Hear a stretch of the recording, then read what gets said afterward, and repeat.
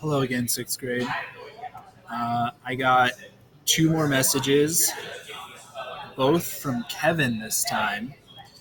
Kevin wanted me to give you guys two more Greek philosophy jokes because he thought that Lauren's joke in the last class was really funny. So, from Kevin, remember, if you don't like these jokes, blame Kevin. Don't blame me. Why did Aristotle believe that people could be molded through teaching like clay? Because his teacher was Plato. Good one, Kevin. Let's see, where's the other one? I'm thinking Kevin got this one off the internet because I can't see Kevin just saying this in class, but hey, I don't know. I haven't seen Kevin in a couple months, so maybe he's changed. Kevin says, does anyone want to be in a platonic relationship? I'm asking for a friend. That one's funny. Did you really come up with that, Kevin? I don't know. Whatever. So obviously we're going to be continuing to learn about the Greek philosophers. So I'm glad your jokes were relevant and on point. Keep them coming. So why are we studying Greek philosophy in a history class? Well, because as I said in the previous video, it's a mistake to think that the Greeks' greatest contribution to our world is democracy. It's not art and it's not poetry. It's not the plays they wrote. It is their philosophical achievements, primarily through the work of Socrates, Aristotle, and Plato. So why were the ancient Greeks so devoted to philosophy? Well, because they were devoted to knowledge in general, right? You can think of philosophy for the ancient Greeks as not just the study of wisdom. That's really what the definition of philosophy is. But the Greeks saw philosophy as the tool you use to acquire knowledge, right? So in one of the previous lessons, I said the Greeks really had a deep appreciation for beauty. The same goes for their appreciation for philosophy. Their love of knowledge is equal to their love of beauty. Right? So they would have really, really liked Scarlet Witch and I. All right. Yes, Greeks who dedicated their lives to studying knowledge became known as philosophers. And like I said previously, philosophy means the study of wisdom. So why did the Greeks develop philosophy? Because they understood it as the basis of all knowledge, right? They realized that all knowledge that human beings have, everything from religious knowledge to knowledge about what's beautiful and what's not, to more concrete things like knowledge in the scientific sense, can all be traced back to philosophy. So why would the Greeks be so obsessed with knowledge?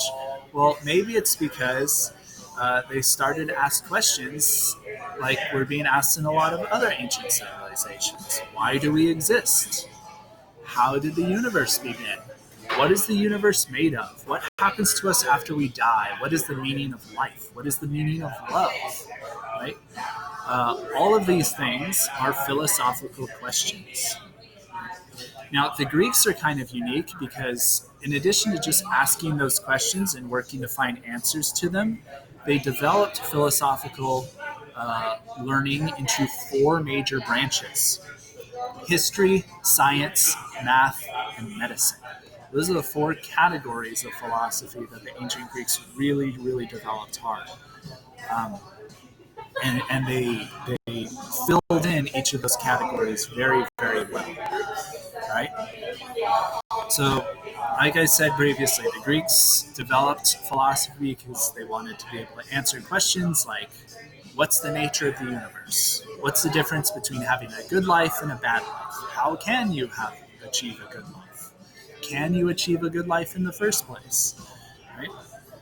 Unlike other civilizations which already asked these questions, the Greeks took it a step further. They started to ask questions like, is it possible that everything that exists is fake, is an illusion? Or is the universe real? Am I real? If you've ever seen The Matrix, they kind of address some of these questions in The Matrix. Um,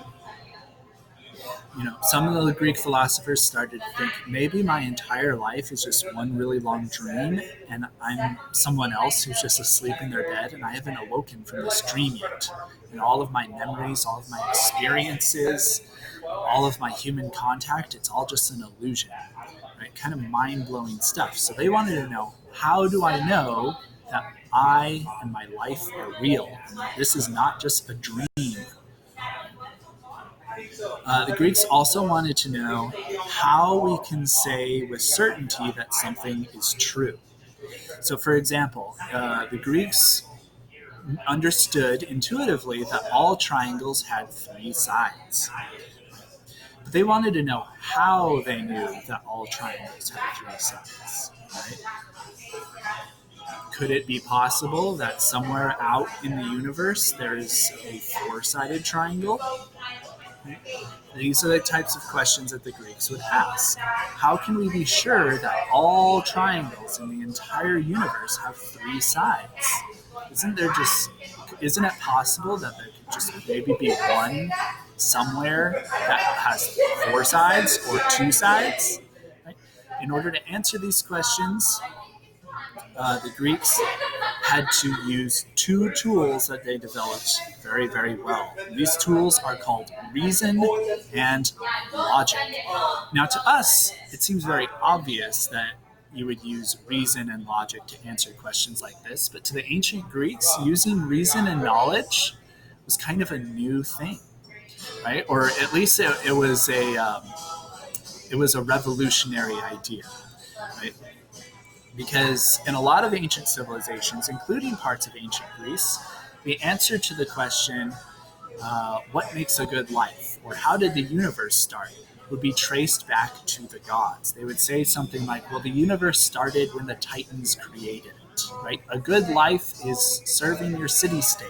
Well, how do you know that? Well, because the city-state says so. And then they would stop asking questions there. Now, those are answers to the questions, but if you use reason and logic, you can tell pretty quickly those are not good answers to those questions. So what are reason and logic? Well, reason is basically our ability as human beings to think clearly. Right? If you are thinking clearly, you are using your reason. Logic, on the other hand, is a step-by-step process for using your reason. So it's a step-by-step way to think clearly. Right? So reason is an ability, logic is a process. Right?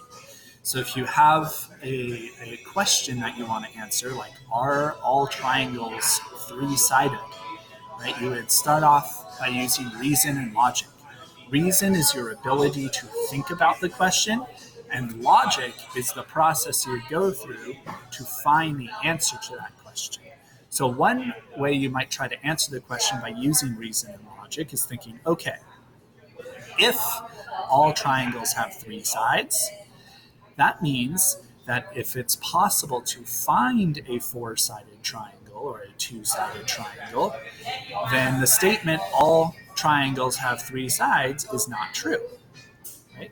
And then you might take it a step further and say, well, I've never seen a three-sided triangle before, a four-sided triangle before, but if I can imagine a four-sided triangle in my brain, then it must be possible for a four-sided triangle to exist. And so they would try really hard to think of what a four-sided triangle would look like. Well, if you do that long enough, you realize that's impossible. Right? And they would say, well, why is it impossible for a four-sided triangle to exist? And then they would take it a step further and come up with reasons why all triangles must have three sides. So this is an example of how you would use reason and logic. Now, I didn't take it all the way to the conclusion that the ancient Greeks did, There's a lot of experiments you can do inside of your head to answer the question, are there any four-sided triangles? Of course, the answer is no. But the Greeks knew that, right? They wanted to know how they knew it. Right? What's the process you have to go through to reach that conclusion? And that type of questioning, that type of use of reason and logic is what made the ancient Greeks unique and important, because you were able to use those tools, that process, to answer other questions that are less obvious, like what happens after we die, right? Or why do I exist, right? Or how did the universe come to be? Or what is the universe made out of? Or will the universe ever end? Right? These are the types of questions they use to reason and logic to answer. All right. So, like I said in the previous video, there's 3 Greek philosophers that you need to know off the top of your head: Socrates and his student Plato, and Plato's student Aristotle. These are the 3 most important guys. All right. So Socrates, we'll start with him first.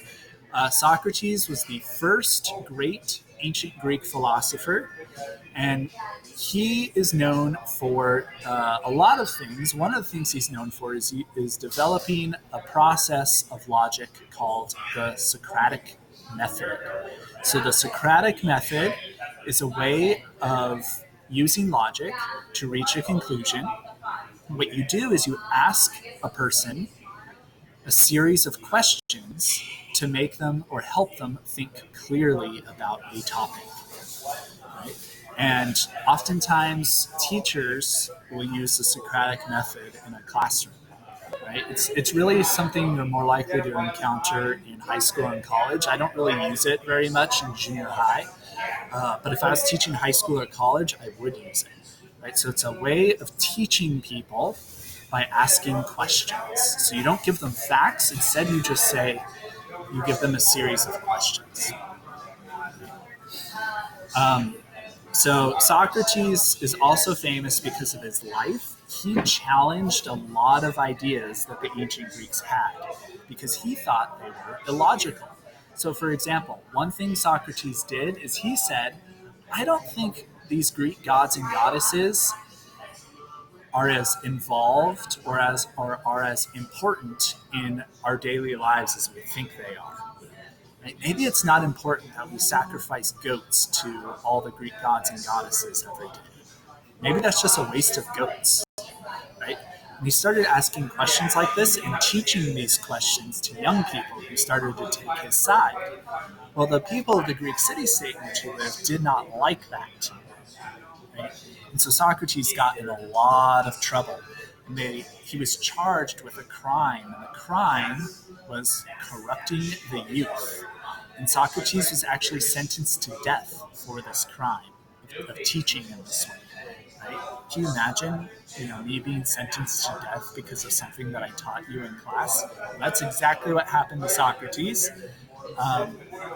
And Socrates actually had the opportunity to escape while he was being held in prison, but he refused because he thought that if he escaped and ran away, then people would think that his teachings weren't as valid, right? He thought it was really important to follow the laws of the city-state and to stand by his principles and beliefs. He thought that was more important than survival. So he famously died by drinking a poison called hemlock, and then he died. Right? So that's Socrates. Now, Socrates didn't actually write anything down. Plato and Aristotle did, and Socrates' student Plato actually wrote down a lot of Socrates' teachings. Right? So everything we know about Socrates, we know because of Plato. Plato wrote a bunch of stuff down, and then Plato also developed a lot of his own ideas as well. So we're going to learn about Plato and Aristotle in the next video.